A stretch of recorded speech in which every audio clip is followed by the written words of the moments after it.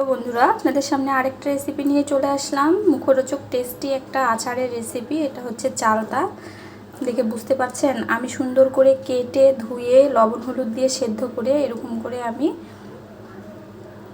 থেতলায় নিছি, যাতে এর মধ্যে মশলা টশলা সম্পূর্ণভাবে ঢোকে। আর একটা মশলা ভেজে রেখেছি, এখানে আছে শুকনো মরিচ, পাঁচফোড়ন, জিরা আর কয়েক টুকরা গরম মশলা। এই মশলাটা আমি এখন গুঁড়ো করে নিব। সুন্দর করে আমার এটা ভাজা হয়ে গিয়েছে। আমি এখন পরিমাণ মতো চিনি দিয়ে দিব।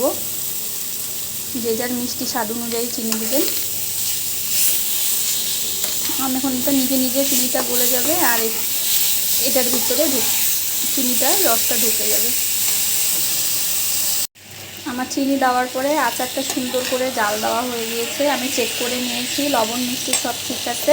আর এই যে মশলাটা গুঁড়ো করে নিয়েছি, এর মধ্যে বিট লবণ দিয়ে আমি গুঁড়ো করেছি। এটা এখন আমি আচারের উপরে ঢেলে দিব।